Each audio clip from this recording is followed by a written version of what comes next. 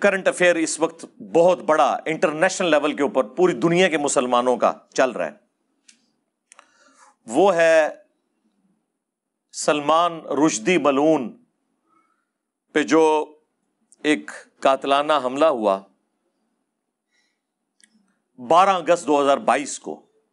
اسی کے کانٹیکسٹ میں آپ کو پتا ہے کہ گارڈین اخبار میں عمران خان صاحب کا ایک انٹرویو بھی چھپا، جس کی کلیریفیکیشن کل رات کو انہوں نے دے دی ہے۔ سپٹمبر 1988 میں یہ کتاب لکھی گئی جی۔ یہ بیسیکلی انڈیا کا رہنے والا تھا اس وقت۔ ظاہر ہے آپ کو پتا ہے جب انڈیا پاکستان بنگلہ دیش میں کوئی مسئلہ ہو تو یہاں پہ جس طریقے سے اسے ریئیکٹ کیا جاتا ہے وہ پھر عالمی مسئلہ بن جاتا ہے۔ پھر سب سے بڑا آپ سمجھ لیں اس ایشو کو اٹھایا امام خمینی نے، انہوں نے اس کے سر کی قیمت لگا دی اس وقت کروڑوں روپے میں۔ پوری دنیا کے اندر ایک مسئلہ اٹھا اور آج آلموسٹ سمجھ لیں 34-35 سال ہو چکے ہیں۔ وہ تو زندہ ہے خبیث، لیکن اس ایشو کی وجہ سے درجنوں مسلمان انڈیا میں، پاکستان میں، ٹرکی میں شہید ہو چکے ہیں احتجاج کرتے ہوئے مختلف مواقع کے اوپر۔ ابھی یہ جو ایکٹیویٹی 12 اگست کی پرفارم ہوئی اس میں بھی وہ بچ گیا۔ یہ کون سا طریقہ ہے کہ ہم یا تو ہم سپر پاور بن جائیں نا امریکہ کی طرح، دنیا میں جہاں کہیں گستاخ رسول ہو ہم اسے طلب کریں، قانون کے مطابق اس کے اوپر سزا لگائیں، پھر تو ٹھیک ہے۔ ورنہ آپ اس قسم کی ایکٹیویٹیز جب پرفارم کرتے ہیں تو جن لوگوں کے ریمیٹنس کے اوپر یہ ملک چل رہا ہے ان سے پوچھیں کہ یورپ اور امریکہ میں ان کے اوپر کیا گزرتی ہے جب آپ اس قسم کی جذباتی ایکٹیویٹیز پرفارم کرتے ہیں۔ اور یہاں ٹی وی چینلز پہ بیٹھ کے اس طرح کی ایکٹیویٹیز کرنے والوں کو ہیرو بنا کے پیش کیا جا رہا ہوتا ہے۔ آپ کو پتہ ہے آپ کیا کر رہے ہیں؟ اب دنیا پڑھ لکھ گئی ہے، آپ کی انہی حرکتوں کی وجہ سے مسلمانوں کے بچے سیکولر ہو رہے ہیں، بعض ایتھیسٹ ہو رہے ہیں کہ یار یہ کس قسم کے ذہن رکھنے والے لوگ ہیں۔ کیا اسلام نے یہ بات کی ہے کہ آپ نے ایکسٹرا جوڈیشل ایکٹیویٹی پرفارم کرنی ہے؟ اب وہ جو روایتیں لے کے آتے ہیں ان روایتوں کے مقابلے پہ بخاری مسلم میں کتنی احادیث موجود ہیں۔ آج میرا وہ ٹاپک نہیں ہے، ورنہ پھر رخ اور طرف چلا جائے گا۔ میری آپ ویڈیو دیکھ لیں، امام ابن تیمیہ اور گستاخ رسول کی سزا، جو انہوں نے کتاب لکھی تھی نا الصارم المسلول علی شاتم الرسول، اس کا میں نے پورا پوسٹ مارٹم کیا تھا، اور وہ تو خیر ایک الگ بات ہے۔ ہمارے نزدیک تمام گستاخان رسول جو عادی مجرم ہے اور اپنی حرکتوں سے باز نہیں آتے وہ واجب القتل ہیں، فساد فی الارض سورۃ المائدہ کی آیت نمبر 33 کے تحت، لیکن ایک طریقے کے ساتھ، ایکسٹرا جوڈیشل ماورائے عدالت طریقے کے ساتھ نہیں، عدالت۔ اور اگر عدالت انصاف نہ دے تو پھر آپ اپنے آپ کو اتنا مضبوط کریں کہ ہم اپنے مجرمین کو پاکستان کی عدالتوں میں ان کے خلاف کیس چلا سکیں۔ اس کی بجائے آپ اس طرح کے جب گوریلا طریقے اڈاپٹ کرتے ہیں، اس کا نقصان مسلمانوں کو ہوتا ہے، بعد میں بھگتنا پڑتا ہے۔ تو یہی چیز عمران خان صاحب بھی کہنا چاہ رہے تھے۔ اچھا، اب وہ کتاب کی طرف آپ آ جائیں، سیٹینک ورسز یعنی شیطانی آیات، نعوذ باللہ، یہ اس نے اس کا ٹائٹل رکھا۔ انتہائی فضول کتاب ہے، کوئی علمی بیک گراؤنڈ نہیں اس کتاب کی، اور میں تو حیران ہوں اس کتاب کو اتنا اٹھایا کیا، اس میں ہے کیا؟ تخیلاتی چیزیں، ایک طلسماتی سٹوری کے انداز میں وہ لکھی گئی، ایک جعلی روایت کو بنیاد بنا کر ایک پورے کا پورا اس نے نیریٹو کھڑا کیا جس کی اصل قرآن و سنت کے بالکل مخالف تھی۔ اس قسم کی جعلی روایتیں تو ہماری کتابوں میں موجود ہیں۔ بھائی جس ریلیجن کے ماننے والوں نے 10 سے 15 سال کے اندر صدیوں کی رومن اور پرشین امپائرز کو اکھاڑ کے رکھ دیا ہو، تو آپ کیا سمجھتے ہیں کہ اس کے دشمن پوری دنیا میں کتنے ہوں گے؟ تو کیا وہ جعلی روایتیں داخل نہیں کریں گے ہماری کتابوں کے اندر؟ بخاری اور مسلم دونوں میں حدیث ہے، مسلم کی پہلی حدیث یہی ہے مولا علی علیہ السلام سے کہ رسول اللہ نے فرمایا صلی اللہ علیہ وآلہ وسلم، جس شخص نے میری طرف جھوٹ منسوب کیا وہ اپنا مقام جہنم میں دیکھ لے۔ کیونکہ رسول اللہ کو پتا تھا کہ جھوٹی روایتیں گھڑی جائیں گی، بعض اوقات امت کے وسیع تر مفاد میں بھی گھڑی جائیں گی۔ امام مسلم نے صحیح مسلم کے اندر مقدمے میں یہ لکھا ہے، جو مسلم کا پارٹ ہے، پہلی 92 روایتیں مقدمہ ہے، کہ میں نے نیک لوگوں کی زبان کے اوپر فی البدی جھوٹ جاری ہوتے ہوئے دیکھا ہے وسیع تر مفاد کے اندر دین کے. آج بھی آپ دیکھ لیں کتنے واعظین ہیں کہانیاں سٹوریاں سنا رہے ہیں. مسلم کے مقدمے کے اندر لکھا ہوا ہے کہ ابن مسعود کہتے ہیں بعض اوقات شیطان انسانی شکل میں آ کے حدیث بیان کر کے چلا جاتا ہے اور لوگ وہ حدیث پھیلانا شروع کر دیتے ہیں. جب بعد میں پوچھا جاتا ہے کس نے بیان کی تو وہ کہتے ہیں ادھر ایک بندہ آیا تھا, ایک آواز آئی اور وہ شیطان ہوتا ہے. یہ اسماء و رجال کا جو علم ہے, حدیث کی چینز اور ایک ایک بندے کا تعارف, یہ کس لیے رکھا گیا؟ اسی لیے تاکہ کوئی جھوٹی روایتیں ہماری کتابوں میں داخل نہ کر سکے. اور یہ اتنا کریٹیکل ایشو ہے کہ امام مسلم نے مقدمے میں لکھا ہے کہ اس پہ اتفاق ہے کہ تابعی کی مرسل کوئی شے نہیں ہے. یعنی اگر کوئی تابعی جس نے نبی صلی اللہ علیہ وآلہ وسلم کو نہیں دیکھا, صحابہ کو دیکھا ہے, صحابہ کی صحبت کی ہے, اگر وہ بھی کوئی روایت بیان کرے اور صحابی کو مینشن نہ کرے, ڈائریکٹ رسول اللہ سے فرمان بیان کر رہا ہے, اس کی روایت مردود ہے کیونکہ اس نے تو زمانہ نہیں پایا. اور یہی اسی قسم کی ایک روایت ہے جس کی بنیاد کے اوپر سٹینک ورسز کتاب لکھی گئی, وہ انشاءاللہ میں بریف کر دوں گا. چلے آج تو مجھے موقع ملا, میں بڑے عرصے سے چاہ رہا تھا لیکن وہ میں اس کو اس لیے ہاتھ نہیں ڈالتا تھا کہ اگر ہم اس طرح کے ٹاپکس پہ بولیں گے کہیں گے جی دیکھیں جی گڑے مردے اکھاڑ رہے ہیں, یہ اونٹ تو اڈے ایک مجاہد ملت نے خام خائی گڑا مردہ اکھاڑ دیتا ہے, ٹھیک ہے, وہ قاتلانہ حملہ اس کے اوپر کر کے. تو اب چونکہ ایک موقع ملا تو میں آپ کو تھوڑا بہت آئیڈیا ایک مسلمان کو ہونا چاہیے کہ یہ اس نے کام کیا ڈالنے کی کوشش کی ہے اس کتاب کے اندر. اس کو تو ہم پہلے سے ہی کنڈیم کر رہے ہیں اس حوالے سے. بیسیکلی سورۃ الحج کی ایک آیت ہے, آیت نمبر 52, اس کے کانٹیکسٹ میں آپ جتنی بھی قرآن کی تفاسیر ہیں وہ اٹھائیں گے تو آپ کو یہ واقعہ مل جائے گا. سورۃ الحج کی آیت نمبر 52 میں پہلے آپ کے سامنے بیان کروں گا اور پھر میں آپ سے پوچھوں گا کہ اس میں سے اس طریقے سے رزلٹ نکالنا, جبکہ اس آیت کی تفسیر قرآن کے اندر کئی جگہ پہ موجود ہو.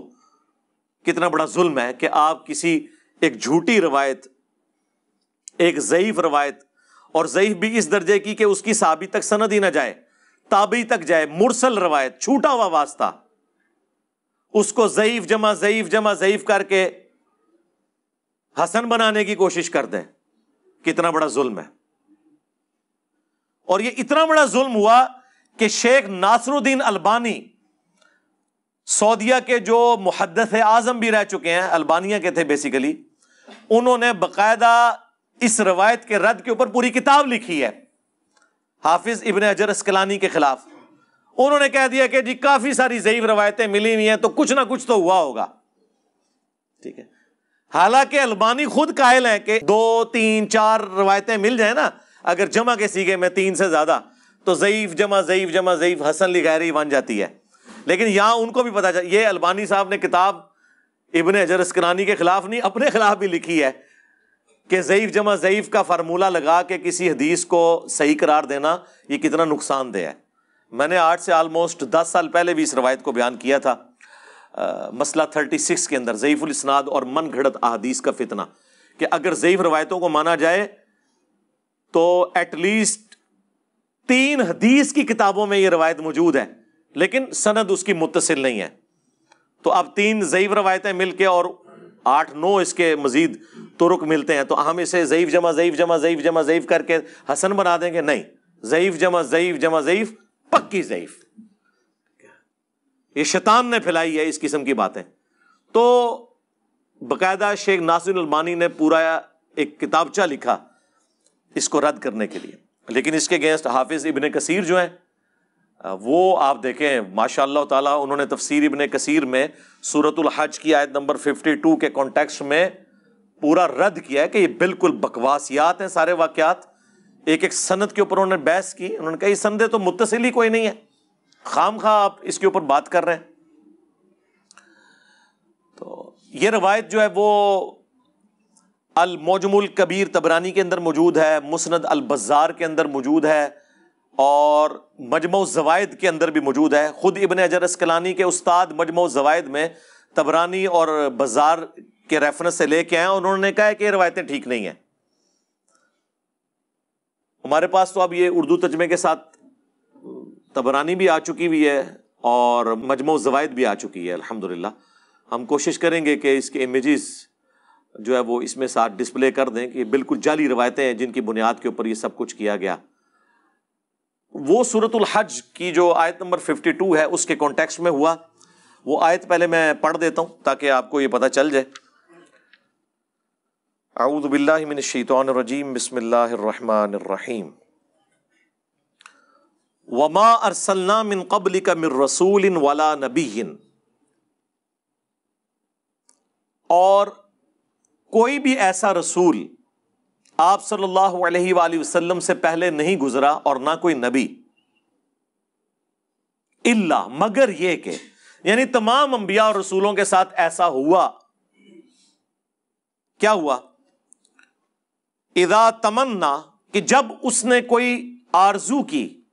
اب یہ تمنا کے عربی میں دو معنی ہیں. ایک ہے خواہش کرنا، کوئی ایفرٹ پٹ کرنا دین کی سربلندی کے لیے، اور ایک ہے کہ جو اس پہ کتاب نازل ہوئی ہے اس کی تلاوت کرنا. یہ دونوں معنی بیک وقت درست ہیں. اور دوسرے معنی کو پھر گھسیٹ کے انہوں نے اس میں فٹ ان کیا، وہ آپ کو پتہ چل جائے گا. القی الشیطان فی امنیتہ، تو شیطان بھی اس کی اس تمنا کے اندر اپنا حصہ ڈال دیتا تھا. یعنی اب اگر وہ کوشش کر رہا ہے تو شیطان کیا حصہ ڈالے گا کہ اس کوشش کے اندر رکاوٹیں کھڑی کرے گا، اور اگر وہ تلاوت کر رہا ہے تو وہ پھر اس قسم کی کوشش کرے گا کہ آڈینس تک اس کا کوئی غلط فہم پہنچے اور وہ غلط رزلٹ نکال لے. یہ دونوں معنی بیک وقت درست ہیں. فَيَنْسَخُ اللَّهُ مَا يُلْقِي الشَّيْطَانُ، تو اللہ تعالیٰ جو شیطان نے القاء کیا ہوتا ہے نا، یہ شیطان کی کوئی ایفرٹ ہوتی ہے، اسے تو ہٹا دیتا ہے. ثُمَّ يُحْكِمُ اللَّهُ آیَاتِهِ، اس کے بعد اللہ اپنی آیات کو محکم کر دیتا ہے. وَاللَّهُ عَلِيمٌ حَكِيمٌ، اور اللہ تعالیٰ علم والا اور حکمت والا ہے. اور ساتھ اس سے اگلی آیت میں اس کی حکمت بھی بیان ہو گئی ہے. لِيَجْعَلَ مَا يُلْقِي الشَّيْطَانُ فِتْنَةً لِلَّذِينَ فِي قُلُوبِهِم مَرَضٌ، اور یہ جو شیطان روڑے اٹکاتا ہے نا، یا نبی کی تلاوت کے اندر اپنا بھی کوئی حصہ اس طرح کا ڈالتا ہے کہ سننے والے اس کا غلط فہم لینا شروع کر دیتے ہیں. یہ جو کچھ ہو رہا ہوتا ہے نا، یہ اللہ تعالیٰ فرما رہا ہے کہ یہ اس لیے ہوتا ہے تاکہ ہم جن کے دلوں میں مرض ہے نا، جو ڈھیٹ لوگ ہیں، ان کے لیے اس کو آزمائش بنا دیں. وہ تو پہلے ہی بہانہ تلاش کر رہے ہوتے ہیں، تو ان کے لیے آزمائش بن جاتی ہے اور حق سے روگردانی کر دیتے ہیں. ظاہر ہے یہ اللہ تعالیٰ نے حق اور باطل کی کشمکش تو رکھی ہے نا، پلیٹ میں رکھ کے تو نہیں آپ کو دے دینی جنت. لوگ کہتے ہیں جی لوگوں کو استعانت اتنی مشکل سے سمجھانی پڑتی ہے. قرآن کے پہلے صفحے پہ لکھا ہوتا کہ بابوں کو پکارنا شرک ہے، تو اگے تو قرآن نازل کرنے کی بھی ضرورت کوئی نہیں سی. اللہ تعالیٰ نے ایاک نعبد و ایاک نستعین بیان کیا اور پھر آگے چل کے اس کو مضمون کو کھولا، لیکن اس کو اس طریقے سے بیان کیا کہ اگر کوئی بے ایمانی پہ اترا ہوا ہو وہ اس کے ذریعے گمراہ ہو، جو سورۃ البقرہ میں آیا ہے. اللہ کی وجہ سے نہیں بلکہ آزمائش کی وجہ سے. دنیا میں کون سا گناہ ہے جو اٹریکٹ نہیں کرتا انسان کو؟ اللہ نے گناہ میں اٹریکشن کیوں رکھی ہوئی ہے؟ تاکہ انسان اس کی طرف مائل ہو اور پھر اپنی عقل کے ذریعے اپنے آپ کو قابو کرے اور گناہ سے بچ کے جنت کما لے. اور جس نے اس کے اوپر گر جانا ہے تو جہنم میں ہی جائے گا نا. زبردستی نہیں ہو رہی ہوگی، وہ اپنی مرضی سے کر رہا ہوگا. اسی طریقے سے یہاں پہ بھی ایسا ہی ہوا. تو اللہ تعالیٰ ماتا تاکہ وہ آزمائش بن جائے ان کے لیے. وَالْقَاسِيَةِ قُلُوبُهُمْ، اور جن کے دل کے اندر سختی موجود ہے نا، ان کے لیے یہ فتنہ بن جائے. وَإِنَّ الظَّالِمِينَ لَفِي شِقَاقٍ بَعِيدٍ، اور بے شک جو ظالم لوگ ہیں، جو ہٹ درمی پہ اترے ہوئے ہیں، وہ تو دور کی بدبختی میں گر پڑے ہیں. وَلِيَعْلَمَ الَّذِينَ أُوتُوا الْعِلْمَ، اور یہ اس لیے بھی ہے کہ تاکہ جو اہل علم ہے نا، جو حق حاصل کرنا چاہتے ہیں، ان کا رزلٹ بالکل ڈیفرنٹ ہوگا اس طرح کے کاموں سے. وہ کیا ہوگا؟ انہ الحق من ربک، کہ یہ بے شک حق ہے ان کے رب کی طرف سے. فیؤمنوا بہ، بس وہ اس کے اوپر ایمان لے آئیں گے. فتخبت لہ قلوبہم، اور ان کے دل بھی اس کتاب کی طرف، اس دین کی طرف جھک جائیں گے. وَإِنَّ اللَّهَ لَهَادِ الَّذِينَ آمَنُوا، اور بے شک اللہ تعالیٰ تو ہدایت دیتا ہے ان کو جو بات مان لیتے ہیں، یا ایمان والے، ایمان والا وہی ہوتا ہے نا جو بات مان لیتا ہے، اِلَىٰ صِرَاطٍ مستقیم، سیدھے راستے کی طرف۔ تو یہ وہ آیت تھی جس میں بالکل واضح ہے کہ جب پیغمبر کوئی ایفرٹ پٹ کرتا ہے دین کی سربلندی کے لیے تو شیطان روڑے اٹکاتا ہے، تو اللہ تعالیٰ پھر الٹیمیٹلی پیغمبر کو نجات دے دیتا ہے، اہل ایمان کو، اور نیست و نابود کر دیتا ہے پیغمبر کے مخالفین کو۔ یا دوسرا معنی کہ پیغمبر جب کوئی کلام تلاوت کر رہا ہوتا ہے اس میں شیطان اپنا حصہ ڈال دیتا ہے، اس حوالے سے کہ سننے والے اس کا غلط مفہوم لینا شروع کر دیتے ہیں، اور وہ ظاہر ہے پھر آزمائش بن جاتی ہے جو بدبختی پہ اترے میں ان لوگوں کے لیے، اور جو اہل ایمان ہے ان کو تو اللہ تعالیٰ ثابت قدم کر دیتا ہے، ان کو تو کوئی فرق ہی نہیں پڑتا اس چیز سے۔ اچھا، یہ جو اب میں مفہوم بیان کر رہا ہوں یہ قرآن کے اندر موجود ہے، یہ قرآن اپنی اس آیت کی تفسیر اور عقیدے کے اعتبار سے کسی حدیث کا محتاج نہیں ہے۔ حدیث میں مزید ایکسپلینیشن آ جاتی ہے یا سیاق و سباق کی کوئی تفصیلات آ جاتی ہیں، عقیدے میں تو قرآن کسی حدیث کا کوئی محتاج نہیں۔ اب میں کراس ریفرنس کے طور پہ آپ کو ایک آیت پیش کروں گا، اس سے آپ کو مضمون کھل جائے گا۔ سورۃ الانعام کی آیت نمبر 112 اور 13، یہ وہی آیت ہے وہ جو المحنت کے شروع میں انہوں نے لکھی ہے نا، شیطانی لشکر ہم پہ حملہ آور ہوا جس طرح کہ انبیاء پہ ہوتا تھا۔ آئیے یاد آیت، اے وہ آیت ہے، وَكَذَلِكَ جَعَلْنَا لِكُلِّ نَبِيٍّ عَدُوًّا، اور اسی طریقے سے ہم نے ہر نبی کے لیے دشمن بنائے تھے، شیاطین الانس والجن، انسانوں میں سے بھی شیاطین اور جنوں میں سے بھی، یوحی بعضهم الی بعض زخرف القول غرورا، جو بعض کے دل میں بڑا بنا سوار کر ایسے بد عقیدگیاں جو ہے نا وہ لیپا پوتی کر کے مزین کر کے ان کے دلوں میں ڈال دیتے ہیں۔ وَلَوْ شَاءَ رَبُّكَ مَا فَعَلُوا، اور اگر تیرا رب زبردستی کرنا چاہتا نا تو کسی شیطان کی مجال نہیں تھی کہ اس طرح کسی کو گمراہ کر سکتا۔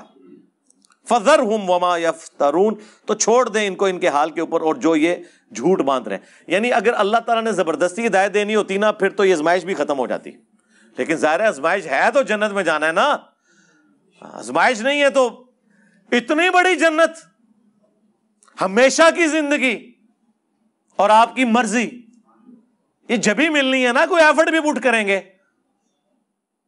یہ فٹ پاتھ پہ بیٹھے ہوئے راہ چلتے ہوئے تو آپ کو نہیں مل جانی۔ تو یہ اللہ تعالیٰ نے فرمایا وَلِتَصْغَىٰ إِلَيْهِ أَفْئِدَةُ الَّذِينَ لَا يُؤْمِنُونَ بِالْآخِرَةِ، اور یہ اس لیے کہ تاکہ جن لوگوں کا آخرت کے اوپر ایمان نہیں ہے نا ان کے دل جو ہے نا اسی کی طرف، گمراہی کی طرف مائل ہو جائیں۔ وَلِيَرْضَوْهُ وَلِيَقْتَرِفُوا مَا هُمْ مُقْتَرِفُونَ، اور وہ پھر اسی کے اوپر راضی ہو جائیں۔ یعنی جو لوگ گمراہی کے اوپر اترے ہوئے نا ان کے لیے تو ایک سمجھ لیں یہ ایندھن کا کام کریں گی اس طرح کی چیزیں، اور وہ اس میں سے غلط رزلٹ نکالیں گے اور وہ پھر اسی راستے کے اندر بیٹھ جائیں گے۔ اب یہ بالکل واضح ہے۔ اسی طریقے سے سورہ الفرقان کے اندر بھی آیت نمبر 32 میں بھی ہے، وقال الذین کفروا لولا نزل علیہ القرآن جملۃ واحدہ، اور کافر یہ اعتراض کرتے ہیں کہ یہ قرآن اکٹھا کیوں نہیں نازل ہو گیا، یہ کیا ہے جی اتنے سالوں سے نازل ہو رہا ہے، کوئی اللہ تعالیٰ بیٹھ کے کوئی پلان کرتا رہتا ہے یا یہ نبی خود بیٹھ کے گھڑتا رہتا ہے، نعوذ باللہ۔ آپ دیکھیں نا قرآن کا آہستہ آہستہ نازل ہونا، ایک پوائنٹ تو ان کے ہاتھ لگ گیا نا کہ سوچ سوچ کے لکھتا ہے، نعوذ باللہ۔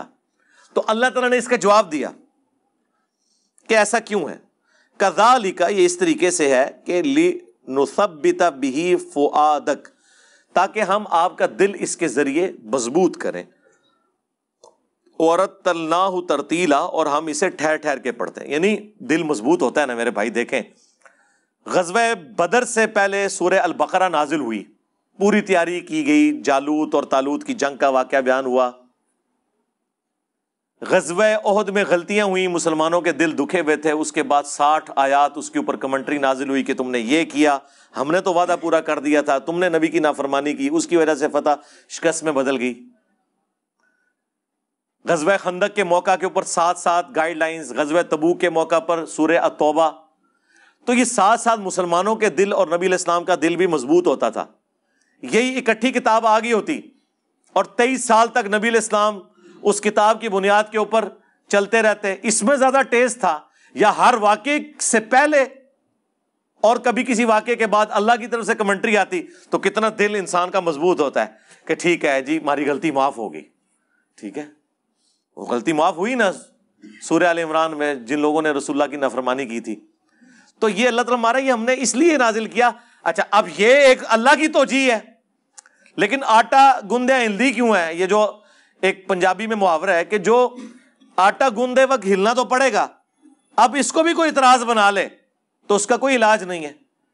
جب بھی کوئی ڈاکٹرن آتی ہے، ہم یہ ایتھیسٹ سے بھی کہتے ہیں کہ آپ یہ جو اسلام کی ڈاکٹرن کے اوپر اعتراضات نکالتے ہیں، آپ کوئی ایک آئیڈیل ماڈل لیں، ہم اس میں بھی نکال دیں گے. الٹیمیٹلی آپ کو ول آف گاڈ کو ماننا پڑے گا.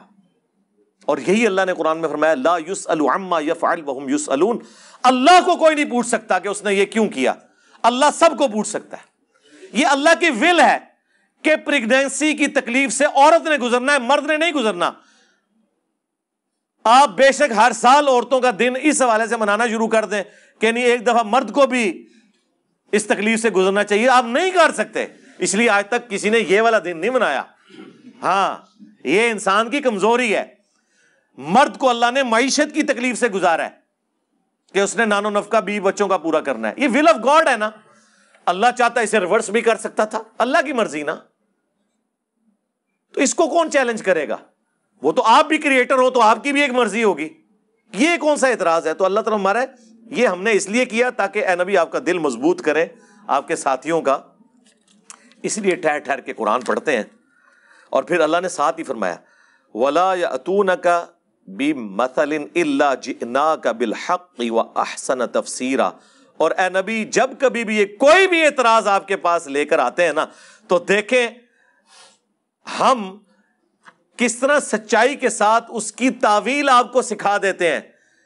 کوئی اعتراض لے کے آتے ہیں تو آپ کو بتا دیتے ہیں کہ یہ اس لیے ہے، یہ اس کو غلط رنگ دے رہے ہیں، یہ اس طرح ہے ہی نہیں ہے. اب میرا ایک معصومانہ سوال ہے، اگر وقت کے پیغمبر کے ساتھ یہ ہو رہا ہے کہ ان کی باتوں کا لوگ غلط مطلب لے کے الٹا انہیں بلیم کر رہے ہیں، اس سے بڑھ کر ان پر جو اللہ کی کتاب ہے اس میں کیڑے نکال رہے ہیں، تو اسی تسی تو شاہی کوئی نہیں.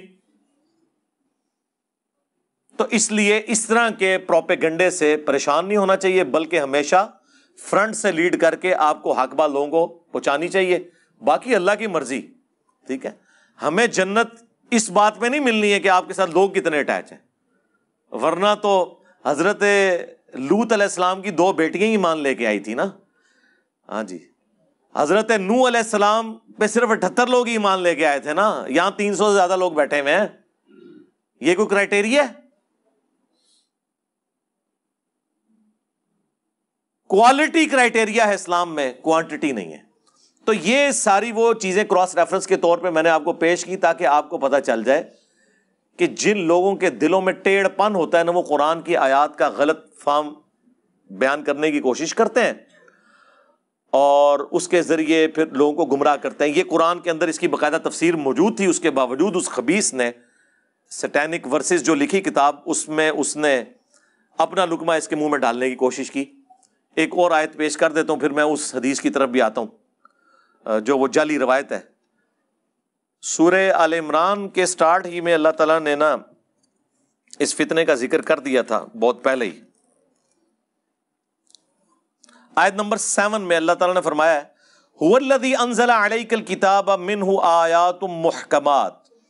وہی ہے جس نے تم پر کتاب نازل کی ہے جس میں محکم آیات ہیں، جس میں حکم بیان ہوا ہے کہ یہ کرو یہ نہ کرو. ہن ام الکتاب، وہی کتاب کی ماں اور جڑ ہیں. کیا؟ شرک سے بچو، نماز پڑھو، جھوٹ نہ بولو، زنا سے بچو، ماں باپ کے ساتھ اس نے سلوک کرو. یہ اصل دین یہی ہے اللہ تعالیٰ فرما رہا ہے. وَأُخَرُ مُتَشَابِهَاتٌ، اور اس کے علاوہ متشابہات بھی ہیں، ریزیمبلنس والی چیزیں. اب آخرت کا دنیا میں دھندلا سا تصور دینے کے لیے حوروں کا اللہ تعالیٰ نے مرد و عورت کا ایک تعلق رکھ دیا.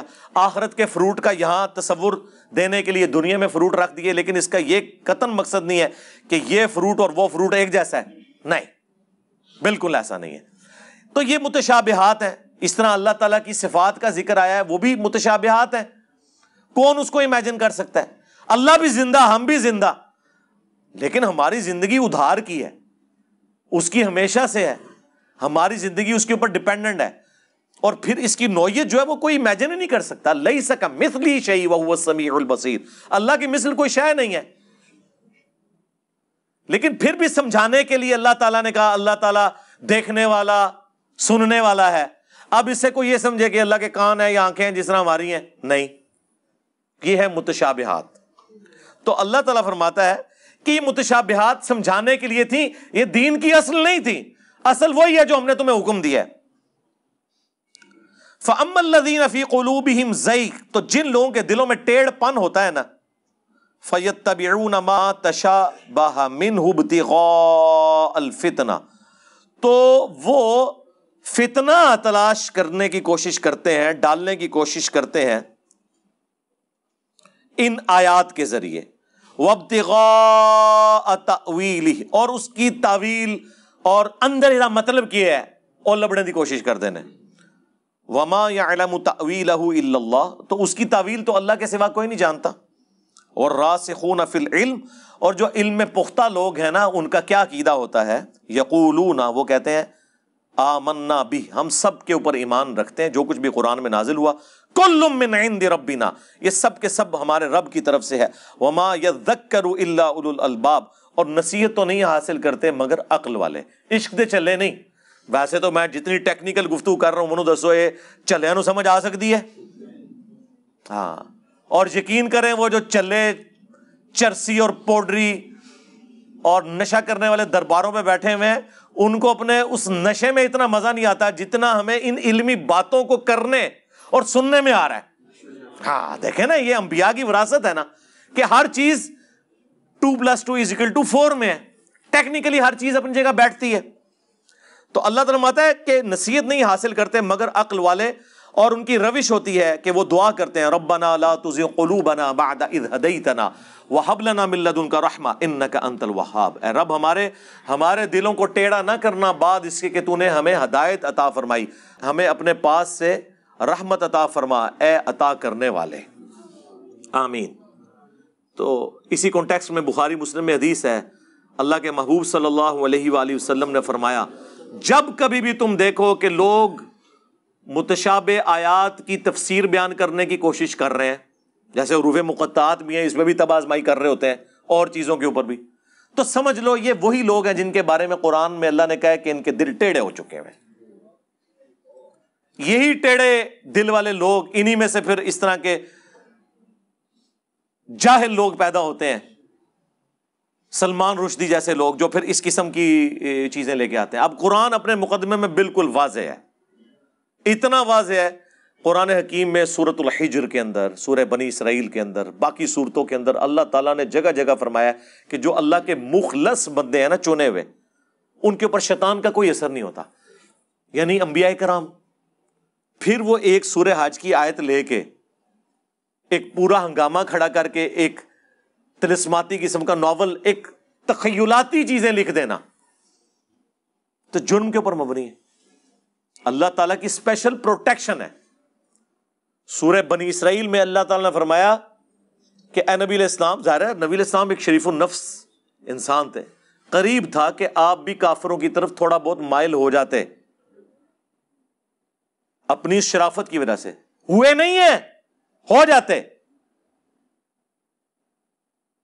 تو یہ آپ کو اپنا دوست بنا لیتے اگر ہم آپ کو نہ تھام لیتے، اور اگر بفرض محال ایسا ہوتا تو ہم آپ کو دنیا کی زندگی میں بھی دگنا عذاب دیتے اور آخرت میں بھی آپ کو اللہ کے عذاب سے بچانے والا کوئی نہ ہوتا۔ ہاں، یہ سب سے سخت ترین آیت ہے قرآن کی سورہ بنی اسرائیل میں۔ اسی طریقے سے سورۃ الحاقہ میں آیا کہ اگر یہ نبی ہماری طرف کوئی ایسی بات منسوب کر دیں جو ہم نے ان کی طرف وحی نہیں کی، ہم ان کا دانا ہاتھ پکڑ کے ان کی رگیں جاں کاٹ دیں۔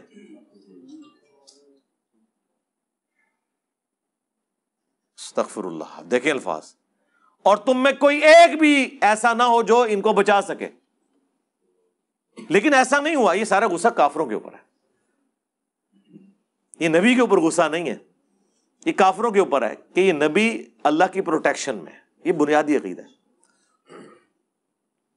پھر قرآن میں 3 جگہ آیا، سورہ یونس کے اندر، سورہ الانعام کے اندر، سورہ زمر میں، نبی صلی اللہ علیہ وآلہ وسلم کے حوالے سے، قل انی اخاف ان عصیت ربی عذاب یوم عظیم، اے نبی تم فرما دو کہ میں تو خود اس بات سے ڈرتا ہوں کہ اگر میں نے بھی اپنے رب کی نافرمانی کی تو بڑے دن کا عذاب مجھے بھی آ پکڑے گا۔ آج یہ آیات بیان کرنا گستاخی ہے، حالانکہ یہ آیات ہمارے پاس ثبوت ہے کہ یہ کتاب رسول اللہ نے نہیں لکھی۔ کوئی شخص جو کتاب لکھتا ہے وہ اپنے بارے میں اتنی سخت باتیں تو نہیں لکھتا نا،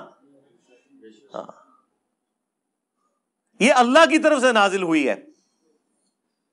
یہ آیات ہمارے پاس ثبوت ہیں جن کے بیان کرنے میں گستاخی کے فتوے لگ جاتے ہیں، اور بھی کافی ساری آیات ہیں، لیکن وہ ٹاپک پھر بدل جائے گا۔ تو یہ پورا قرآن کا مقدمہ ہے کہ انبیاء اللہ کی پروٹیکشن میں ہوتے ہیں۔ اب آ جائے اس واقعے کی طرف۔ وہ کہتے ہیں جی کہ یہ سورہ الحج میں جو ذکر ہے نا، اس کی پریکٹیکل اپلیکیشن ہوئی کہ سورۃ النجم کی آیات اللہ کے نبی علیہ السلام تلاوت کر رہے تھے، پارہ نمبر 27 کے اندر۔ یہ حدیث المعجم الکبیر طبرانی میں بھی موجود ہے منقطع سند کے ساتھ، مسند البزار میں بھی ہے، اور مجمع الزوائد کے اندر بھی ہے، اور مجمع الزوائد بڑی نعمت ہے، اردو میں آ چکی ہے۔ اس میں طبرانی اور حاکم اور باقی کتابوں کی جو اس قسم کی احادیث تھی ان کے اوپر تحقیم لگی ہوئی ہے۔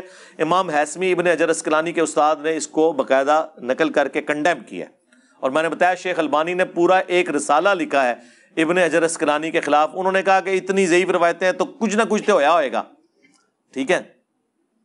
اس کے رد میں شیخ البانی نے پھر پوری کتاب لکھی، اور حافظ ابن کثیر نے ماشاء اللہ تعالیٰ تفسیر ابن کثیر میں سورۃ الحج کی آیت نمبر 52 کے کانٹیکسٹ میں باقاعدہ ان سارے واقعات کو جعلی قرار دیا، اور وہ واقعات سورۃ النجم کے ساتھ یہ جوڑتے ہیں پارہ نمبر 27 کے اندر کہ جی نبی علیہ السلام سورۃ النجم کی تلاوت کر رہے تھے، اور جب ان آیات کے اوپر پہنچے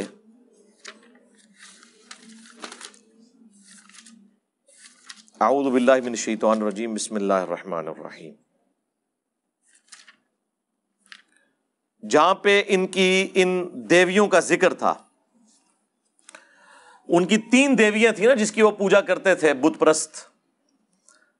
نمبر 1 لات، نمبر 2 عزا، اور نمبر 3 منات، اس کا ذکر موجود ہے آیت نمبر 19 اور 20۔ افرائیتم اللات والعزا، کیا تم نے لات اور عزا کی طرف نہیں دیکھا، ومنات الثالثۃ الاخری، اور جو تیسری دیوی ان کی منات ہے، الکم الذکر ولہ الانثی، کیا تم خود تو اپنے لیے لڑکے پسند کرو اور اللہ کی طرف لڑکیوں کی نسبت کرو، تلک اذن قسمۃ ضیزہ، یہ کتنی بری تقسیم ہے جو تم کر رہے ہو۔ یعنی آپ دیکھیں ان کی تینوں دیویاں جو ہیں وہ مونس تھیں، خود اپنے لیے لڑکی پیدا ہونا وہ ایک بدنامی سمجھتے تھے، اور اللہ کی طرف 3 دیویاں انہوں نے منسوب کی ہوئی تھی، اللہ کی بیٹیاں لات، منات اور عزا، تو ان کی وہ عبادت کیا کرتے تھے۔ تو اللہ تعالیٰ نے دیکھیں اس آیت کے ساتھ ہی ذکر آیا کہ بڑی بری تقسیم تم نے کی ہوئی ہے۔ جب قرآن میں یہ آیات ہے تو اس میں ان دیویوں کی تعریف کیسے ہو سکتی ہے؟ وہ کہتے ہیں جب حضور تلاوت کر رہے تھے نا یہ والی آیات، افرائیتم اللات والعزی ومنات الثالثۃ الاخری، تو اس کے ساتھ نعوذ باللہ حضور کی مبارک زبان کے اوپر شیطان نے قابو پاتے ہوئے نعوذ باللہ ان کی مبارک زبان سے یہ الفاظ بھی نکلوا دیے، وَإِنَّ شَفَاعَتُهُنَّ لَتُرْتَجَا، اور بے شک ان کی شفاعت بھی اللہ کے حضور قبول کی جائے گی۔